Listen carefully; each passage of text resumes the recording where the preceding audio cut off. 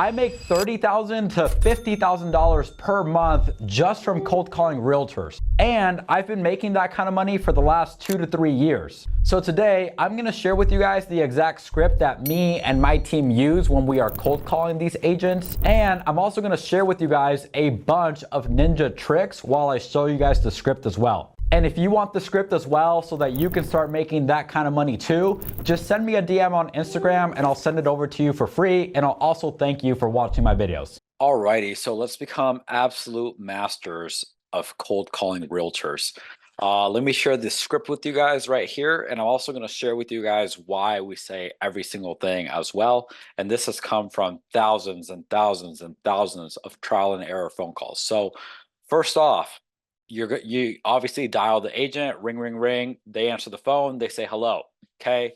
First thing you want to say, hey, agent's name. This is obviously your name with whatever, if you're working with the company, you can say the name. How are you? Now, this sentence right here, this whole thing is the most important sentence, and that is for a couple different reasons. Let me kind of break this one down, because if you do not say this correctly, nothing else is going to work out for you. And the reason I know that is because I've seen it happen to me when I was starting out, and I've seen it happen to a lot of beginners as well. So let me read this entire sentence all together and listen to my tone, listen to my pitch, listen to just how I say everything. So I say, hey, Michael, this is Ray with Monumental Realty. How are you? Okay. That is exactly how you say it. So you want to, come in with a little bit more energy, more of an upswing when you're speaking. You don't want to be that person when you pick up the phone, someone answers, right? There's an opportunity for you to do some business. And you're like, hey, yeah, I just woke up. You sound horrible. So, hey, Michael, this is Ray with Monumental Realty. How are you? Okay. Now, why do we say some of these things? Well, when we say the person's name, what we've found is they are a lot more likely to say on the phone than if we just say, hey, this is Ray, because that person now knows that you do not have the wrong number. Okay. If you were calling saying, hey, Michael, and that person's name is Michael, that person, even though they may not know who Ray is, they know you are not calling them by mistake. So they're going to be a lot more open to staying on the phone. And that's not just my opinion. That is, I know that for sure, because we've tracked so many calls where we said the agent's name and so many calls where we didn't say the agent's name. And when you say the agent's name, you're going to have better results. This is Ray. Okay. You always want to introduce yourself with Monumental Realty. Now, here's the funny part. Monumental Realty is not even the name of my company. Okay. My company is called Monumental Estates. So why on earth would we be sitting here saying Monumental Realty? I'm calling here with Monumental Realty. Why would we be saying that instead of Monumental Estates? Well, it's actually quite simple. So Monumental Estates is not a huge name company like Zillow, Opendoor, one of these companies, right? And so think about it. Have you ever been cold called by somebody? Maybe I was calling about your car's extended warranty or whatever, right? Or someone calling you to sell you life insurance, or someone calling you for whatever. What's to say that this realtor who you're cold calling isn't also being cold called by, auto dealerships, by insurance, extended warranties, tax collectors, whatever. So if you just say, hey, Michael, this is Ray, how are you? They might think that you're trying to get something from them. Okay. But keep in mind, obviously, we're only cold calling realtors with this script here. So if you say with Monumental Realty, then they know, oh, okay, this is a business call. I am a real estate agent. This is a call me worth listening to for at least a couple more seconds. Okay. And I've also found that out from testing out saying Monumental Estates versus Monumental Realty. Saying the word realty has gotten us so much better results than not saying that word at all. So that is something I would 100% recommend. Even if you're doing this by yourself and you don't have a company name, I would still add something in there, such as, for instance, I'm in Nevada. So I would say, hey, I'm calling with, Las Vegas Realty, or like Las Vegas Home Buy or something like that. Actually, I probably wouldn't recommend saying home buyers because we even tested out saying monumental realty versus monumental home buyers. And saying realty gets you a lot better results. And my guess is because there are so many people calling these agents looking for deals that if you say that, hey, I'm a home buyer, they might just assume that you're going to lowball them. So we just say realty. So for those reasons, that is why I say that this first sentence right here is the most important one. And now the last thing that you want to add right here is how are you? This is such a like break the ice question. It's always worked really, really well for us. It's kind of tough for someone to be a jerk if you're just saying, how are you? Okay. So every single time that we're cold calling somebody, or even on pretty much all of our scripts, actually, not just for the cold call scripts, we say, how are you? So that's always worked out really well for us. Now, typically the realtor is going to say good or good, how are you? Or, something along those lines. From there, what you want to say is good. Just calling to see if you had any listings coming up with motivated sellers. Okay. You want to say it just like that. Now, we used to say, just calling to see if you had any listings coming up that might make sense for a fix and flip. And sometimes I might slip up and say that still because I've been so used to saying it for years. But what we found is motivated sellers is going to get you more deals than just saying anything that might work for a fix and flip. And the reason for that is from the data that we've tracked, and you're welcome. I tracked this data for years, so I can just give it to you for free. When you tell a realtor that you are looking for something that might make sense for a fix and flip, what are they going to think of right away? They're going to think of the ugliest houses. They're going to think of houses that need new roofs, need new, everything is completely terrible with those properties. And when I looked at all the houses that I've bought, the vast majority of them were not in those conditions. The vast majority of the houses that I have bought with my company have been houses that were outdated, yes, but not in bad shape at all. And the only reason why those sellers and those agents were able to sell those houses to me was because there was a motivated seller. Okay. It doesn't matter how bad or how nice the house is in condition wise. If there is not a motivated seller, you're never going to get that property at a deal. So, us asking for motivated sellers is definitely has definitely gotten us better results. And if you think about it, there's going to be more motivated sellers always than fixer uppers because for a fixer upper, for like a house to become a fixer upper, it's got to go through a lot of neglect, it's got to go through some abuse typically. But a motivated seller, like, that could be the nicest house on the block that unfortunately, the owners lost their jobs and now they can't afford to sell them to keep the monthly payments going up. And so now they're in foreclosure. And that house might be in great, great shape, but they are motivated now because they're going to face foreclosure here in a couple of weeks. And if somebody doesn't buy that house, they're going to lose all of their equity. So we now ask for motivated sellers because a realtor is much more likely to have someone who's a motivated seller than they are to have someone who has a fixer upper.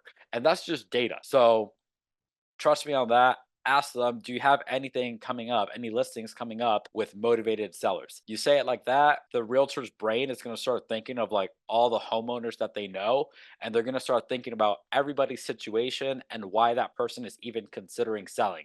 But if you just say, hey, you got any fixer uppers? Well, you might be leaving so many deals on the table. Trust me, just take it from me. Okay. So now, in most cases, the realtor is going to tell you no. Okay. Deals are not easy to find. If somebody's out here telling you, "Oh yeah, this is super easy," they're probably trying to sell you a course. So just run from them, okay? I do this full time. I have an entire team. I have employees on salary. I have people that I'm paying commission. Like, we really, really, we do this business, okay? And trust me when I say it's simple, but it's not easy. And get used to this word right here. Get used to these realtors telling you, no, I don't have anything that might make sense for you right now, and that is okay. Which is why you want to make sure to have 70 conversations at a minimum every single day. So, what do you do once the realtor says no, they don't have anything? Do you just tell them to screw off and what do you do? Well, of course not, right? So the realtor says no, they don't have anything. Okay, we just say no worries. Is it all right if I just stay in touch with you and you can represent me as your buyer whenever you do have one? Okay, so we say it like that. And why on earth do we say that? Well, no worries. So we say that very positively with the same tone that we started off this phone call with. No worries. Okay. Is it all right if I stay in touch? Okay. You want to ask that because a lot of these realtors, believe it or not, right? They get annoyed with all these wholesalers, all these investors reaching out to them looking for property. So it's always more like a respect thing to ask that agent if it's okay if you stay in touch with them. But another reason why you want to ask that question is because let's say you're doing your follow up, right? You're following up with them in 3 weeks and they're like, "Why do you keep calling me?" Right? You're going to say, "Hey, well, remember our last conversation? I asked you for your permission. I asked you if it was all right if I could stay in touch and you said that that would be fine. I'm just doing what you gave me permission to do." Okay. So those are the two reasons why we asked this one right here. So if the realtor ever tries to be like snappy towards you, you can just remind them that you asked them for permission and they gave you permission. Okay. But honestly, most realtors that we follow up with, they're pretty cool. Like you're not gonna have to worry about that too much, but it's really just a respect thing. Hey, is it all right if I stay in touch with you? Okay. And now why do we say this next part right here? And you can represent me as your buyer whenever you do have one. Okay, what on earth does that mean? And why on earth is it so important that we say that? So let's talk a little bit about how real estate works. Okay, so first, in order for you guys to really understand why this is so important, let's go back to the question we just asked them before. So we just said, just calling to see if you had any listings coming up with motivated sellers. Okay, so we started off asking them for listings with motivated sellers. Now, whenever a realtor, and this happens like 99% of the time, there's always exceptions, but whenever a realtor goes out there and gets a contract signed with a homeowner for them to give that realtor the right to sell the house, many times they're going to agree on a commission somewhere around 6%. Now, from that 6%, the vast majority of the time, the realtor who got that listing agreement signed is going to have to split that 6% commission with whoever brings a buyer to that property. So, if a different realtor from a different company brings a buyer to that listing agent, they are now going to split that 6%. Okay. So, even though the seller is paying a 6% commission, the listing agent who got that contract signed is not taking home all 6%. They are only going to take half of that because they got to split it, typically 50-50 or 60-40, whatever. They're going to split it with the realtor who brings a buyer. So think about it. Let's say it's a $300,000 house where the seller agreed to pay a 6% commission on. 6% of 300,000, I believe, is 18 grand. Let me do a little bit of math here. 300,000 times 6%. Yep, 18 grand. So if a realtor has a listing and, the realtor who got the listing, they got the listing obviously, and then a different realtor brings the buyer, the realtor who got the listing, so the listing agent is going to have to split the $18,000 with the buyer's agent. But if you tell them this right here, is it all right if I can stay in touch with you and you can represent me as your buyer whenever you do have one? If you are letting that agent represent you, then who on earth is there for them to split that commission with? Nobody. So now, instead of them making $9,000, because they're choosing to work with you, they're going to make $18,000. And us saying this right here, guys, has gotten us so many more deals. So many more deals. Because think about it. I mean, it's just common sense. If I offer you, let's say you get paid 25 bucks an hour, okay? And I come in here and I'm like, dude, I'm going to give you 50 bucks an hour to do the exact same job. Are you going to do your job? Yes or no? Obviously, right? Because you were already doing it for half the price. So now if someone's willing to pay you twice as much, then obviously you're going to be way more incentivized. You're going to do it. And so saying this right here has literally got me deals spoon fed to me. Realtors that will cold call and we'll just stay in touch with them because we know that they're doing business and they gave us permission to stay in touch with them. They literally, guys, like we got a $65,000 deal sent to us, a $61,000 deal sent to us, and those were just on like our first calls with those realtors. But on realtors that we've stayed in touch with, we've had no competition on deals where we've made 45,000, 40,000, 35,000, another 40,000, a bunch of 20,000s, just because we're letting those realtors know, hey, look, you can represent me as well. So now they're getting paid twice as much because you are offering to let them represent you. And you might be wondering, oh man, is that less money for me? Guys, it's not going to be less money for you. If you're a wholesaler, for us at least, our average deal is making us around $25,000. If you're taking home 25 grand per house, you're going to be pretty happy. So let that realtor make their money as well. They're going to be happy working with you, and we can all make money together. So if they say sure, which 90% of them will tell you sure, it's cool to stay in touch with them. You're going to add them to your agent outreach CRM, and that can be that'll be a whole separate video. But basically, you're just going to put their contact info in there and like very brief notes on your conversation. Typically, this is the majority of the call. If they say no, now what happens if they say yes? That's what we're looking for. What happens if right here, when you ask them if they have any listings coming up with motivated sellers, instead of saying no, they say yes, I do have one? Well, here's how that conversation goes. So the very beginning is all the same. You introduce yourself, blah blah blah, tell them who you're with, ask them if they have any listings coming up with motivated sellers. But this time, instead of saying no, they say yes. So what you say is, and actually, I've made an update to this. What you say is great. Do you have a listing agreement signed so that you can share? Okay, here we go. So you ask them, you say, good, just calling to see if you had any listings coming up with motivated sellers. Now that realtor says yes. Okay, what do you say from there? You're going to say, great. Do you have a listing agreement signed so that you can share the address with me on that one? What on earth does that mean, and why? And why do we say it like that? Well, what is a listing agreement? A listing agreement is a contract that a realtor gets with the homeowner that basically guarantees that realtor that they're going to get paid as long as that house sells. Okay. So the reason we ask them, do you have a listing agreement so that you have a listing agreement signed so that you can share the address with me on that one, is because what we used to say, we used to just ask them if they're able to share the address with us. And that wasn't bad. But when we asked them, hey, do you have a listing agreement signed? That basically is just telling the realtor, I am not here to steal your deal at all, which is not why I'm asking for the address. I want us to make money together. Okay. That is basically what you're saying to them. Because if you're asking them, hey, do you have a listing agreement signed so that you can share the address with me? They know that you're being respectful, that they may or may not have a contract already. And so if they don't have a contract signed, a lot of them will be a lot more hesitant to share that address with you. When I first started off, a couple years ago, if they answered yes to to the previous question, they're like, yeah, I do have something. I would say, great, what's the address? And a lot of times it would kind of be like an awkward silence, and the realtor would be like, I don't want to share it with you. And I would be like, why is that? And they would be like, because I don't know you. And then I would be like, well, I'm not going to steal the deal from you. And they'll say, yeah, I don't have a contract signed. I don't know, like blah, blah, blah. So now we just kind of beat them to it. We just say, hey, do you have a listing agreement signed so that you can share the address with me on that one?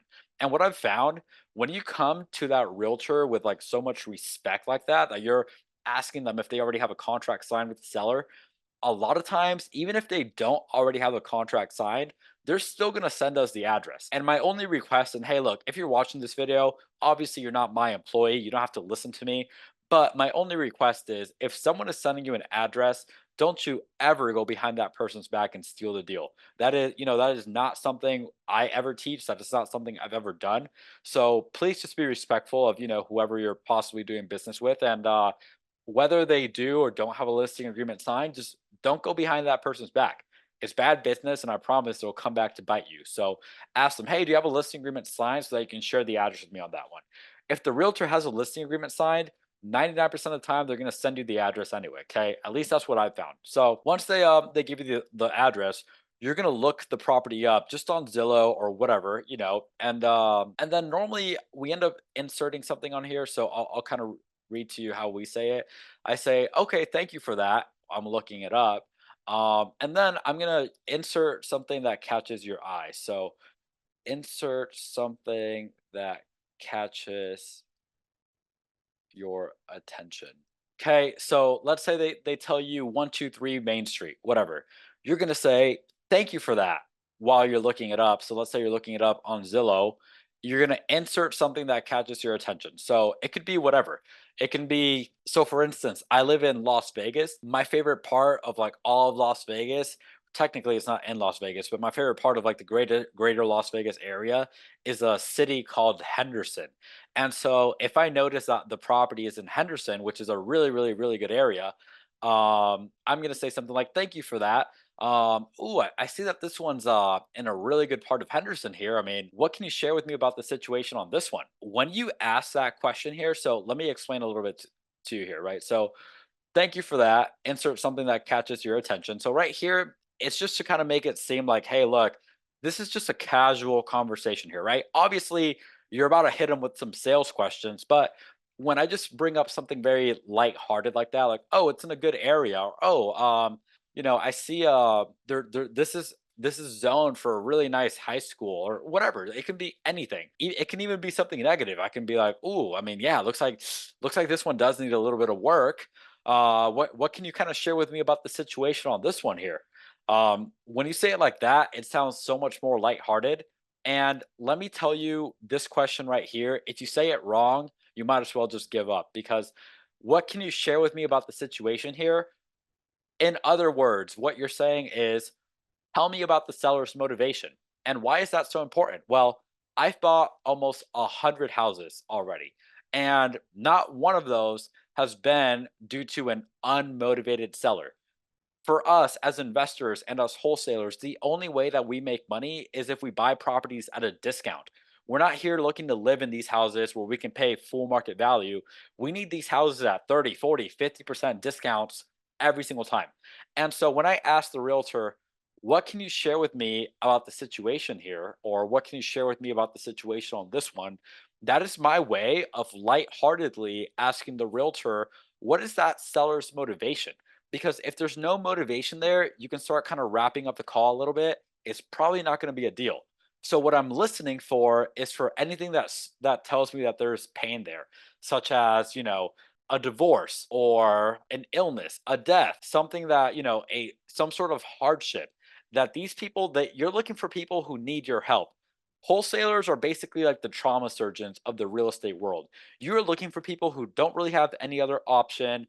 If they don't sell to you, they're basically going to get foreclosed on because they don't have any time. Or if they don't sell to you, something bad is going to happen in their personal life because they need money ASAP. So you always want to know what that person's situation is so that you can figure out whether or not this is a lead worth pursuing. So after you ask that question, if you ask it correctly with the proper tone and all that stuff, let me say it again. So they're going to give you the address, right? You're going to just punch it into Zillow, say, "Okay, thank you for that. Ooh, I see this one here is in a really, really good part of Green Valley. What can you share with me about the situation on this one?" You say it like that, kind of casual, kind of lighthearted. You're not trying to be some like slick salesperson. I promise you, if I have 100 of these conversations, I'm gonna get the motivation at least 95% of the time. But that's only because I've done this like I don't even know how many thousands of times. Okay, so practice it. Like if you're just watching this video and you don't practice it or anything, and you think you're gonna get deals, like I promise you, you're delusional. So practice the script.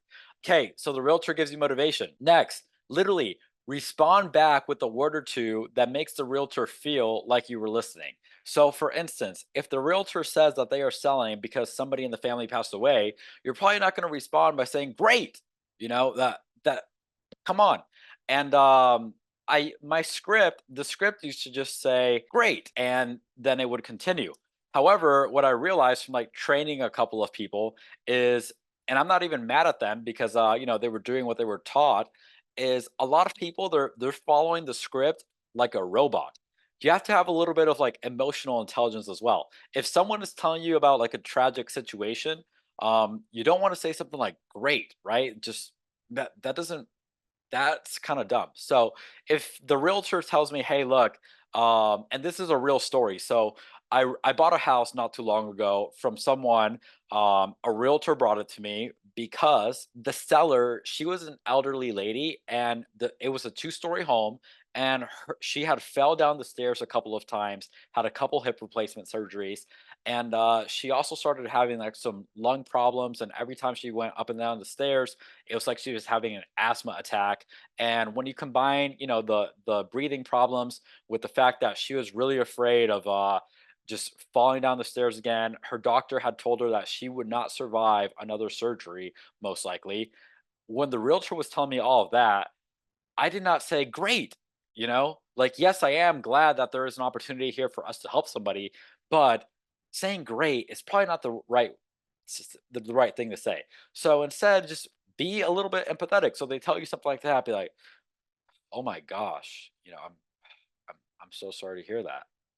Just be a little bit more, use common sense, and just be a good human being, right? Like if your grandmother was telling you that's her situation, you're probably not going to be like, "Great, deal, let's go." Like, just be a decent human being is all I'm trying to say. So they're going to tell you that, and you're going to respond with a word or two that might make that makes the realtor feel like they were heard and understood. Okay? Now, depending on if you're operating solo or if you're working with like other people on your team, if you are solo, then here's what you're going to do from there. So you're going to acknowledge what that realtor just told you. You might make a little bit of small talk about it. It just depends. So if the realtor, and here's how you should know if you should go into like a little bit more conversation or not. If when you asked about the situation, if the realtor kind of just like started talking and they went on for like 30 seconds, 60 seconds, or even longer, you don't want to just say, one or two words and move on to the next sales question. Have a little bit of a conversation there, right? Sound like you're a little bit more human and a lot less like a salesperson, a lot less robotic, just trying to get through a script. So in this case, where the realtor asked, said all that stuff about the seller, I'm going to hit them with what we like to call Socratic questions. And here's a little bit of a insider information.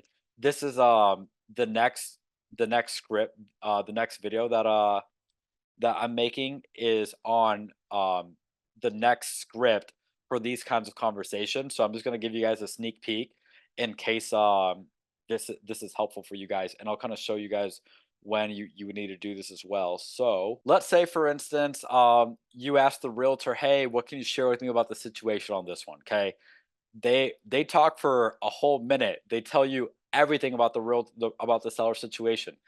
Here are my go-to Socratic questions. And a Socratic question is a question that is meant to get you more information. So, for instance, and I do this all the time on accident as well. Let's say my girlfriend's like telling me about her day or whatnot, and I'm like half listening. And I hope she doesn't watch this video, but guys, we do this all the time. I might hit her with a really, and what is she gonna do? Every single time she starts telling me more, more, more, more. Okay, it works the same way with sellers and with agents. So they're telling you like, this is why the seller wants to sell, like this and that, blah blah blah. Great, and then they keep, sorry, not great. I'm stupid. Really, and great is what not to do, but hit them with a really, and practice it as well. Make it sound natural. So if someone's telling me this, really, and they'll keep talking. Or a perfect one for the example that we just gave is, how long has this been going on? That is going to get the agent to talk more about like motivation, and it's going to get them to think like, dang, I really got to get this house sold for these people. Once that someone makes me an offer, I'm going to just like tell the seller, hey, look, I mean, I know it's not the highest offer, but if your situation goes on any longer, Mrs. Carroll, you and like your asthma, it just might not make too much sense for you to keep going up and down these stairs. And if you fall down the stairs, I mean, we already know what your doctor said, right? So these questions are going to be really, really good to get more motivation or more information out of that realtor. Now, the only time where I really don't ask it too much, if I'm the cold caller, I don't ask that question if when they give me motivation, if they're very vague with me. And that is only if you're the cold caller. If your only role is to cold call and they give you a tiny bit of motivation, your job is done. But if you're watching this and you're a one man show, meaning you're not working on a team, you're the entrepreneur, you're the solopreneur, you don't have any other employees, then especially if the agent is short with you, you better dive deep into these questions. So, and I'll hit them with three, five, however many I need. So let's say I say, what can you share with me about the situation here? If the agent is like very short with me and they say, well, they own a house and they want to sell it, I might hit them. I might hit them with a mirroring, and a mirror. An example. Let me see. I should put that on here. But mirror them is you literally just repeat back to them the last couple of words that they said. So they say the agent says, "Oh, they own a house and they want to sell it." I would, if I wanted to mirror them, I would probably say they want to sell it, and the agent might be like, "Mm-hmm," if they're still trying to be short. From there, I might hit them with a, "Can you tell me more about that?" Or what's got them considering selling. And then as soon as they give you an inch, you want to take a mile, right? So let's say after you ask them two or three questions, they finally start opening up a little bit more, then you can start hitting them with a lot more of these. And guess what? If this is a lot of information for you and you're like, holy crap, Ray, like you're just giving me so much information right now, like I'm kind of confused. I am going to leave a link down below. Click on the link and it'll pull up like 15 call recordings that either myself or people on my team have done. And you can just kind of listen to how we handle all these situations. I'll even upload more examples on there for you guys. So just because you guys are subscribers or at least viewers of this channel, I'm so, so grateful. I will literally just put my own team's call recordings on here so that if you have any questions on how this is done, all those questions can be more than cleared up for you. So we want to ask them the Socratic questions in one of two situations. One, if they were very, forthcoming with you when it came to when you asked them about motivation, or two, if you are the only person on your team, right? You are the owner and the janitor type thing. You're gonna hit them with all these questions.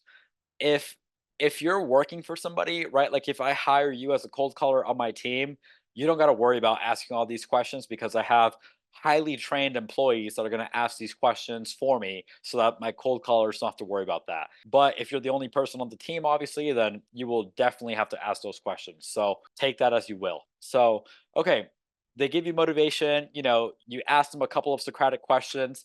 After you've kind of gone back and forth a little bit, you've had a little bit of dialogue about the motivation. And keep in mind, the motivation section should be the longest part of the entire conversation. After you've kind of done all of that, you're then going to say, do you happen to have a price range that your sellers were looking to get for this one here? When you ask them that question is a lot less invasive than how much do they want? Just ask it like this, like, hey, did you happen to have a price range that your sellers were looking to get for this one? They're typically gonna give you a price or at the very least a range. And if they don't, then so for instance, I like to ask the question like this, like, hey, did you happen to have a price range that your sellers were looking to get for this one? If they don't give you a price, I know we just asked for a range, but the way that we'll say it is, okay, so for example, let's say I just asked them this question and they don't give me a price. I'd be like, okay, that makes sense. Yeah, I totally understand you don't have like an exact number. Do you at least have some sort of like a range? That way I know if we're like anywhere in the ballpark and we can, kind of go from there. At the very least, most of these agents will give you a price range, at least 9 out of 10 times. So once they give you a price, if your only job is to be the cold caller, you're gonna say, okay, thanks. I'm gonna go ahead and pass this info to my colleague, let's say Jerry, who will give you a call to see if we are able to make an offer on this one. Okay. So, and typically I say this one like one or of two or three different ways. So that was one way, right? Okay, thanks. I'm gonna go ahead and pass this info to my colleague Jerry, who will give you a call to see if we're able to make an offer on this one. Or another one is, okay, thanks. I'm gonna pass this information to my manager Jerry. He's gonna reach out to you and see if there's any way we can put a deal together here. Okay. At this point, like the way you say this one, the words that you say don't really matter too much. Your tone is everything. Continue having that like lighthearted, positive, happy, friendly, smiling, Chick-fil-A type of voice. And by the way, I used to work at Chick-fil-A in high school, so maybe those skills kind of translated a little bit. Maybe I'll start telling these realtors my pleasure at the end of the call, I don't know, and offer them some Chick-fil-A sauce or some Polynesian. All right, let me stop. I'm getting way too hungry here. But yeah, that is exactly how the cold call script goes. And one of the videos that I'm going to be recording here pretty soon is on what happens after this call. How do how do you call them back if you're a solopreneur, or if you're the person on the team whose job is to call that agent after the cold caller submits a lead? How does that conversation go? So those are all things that you're gonna need to know. So like, subscribe to keep learning, and thank you guys for watching. Peace.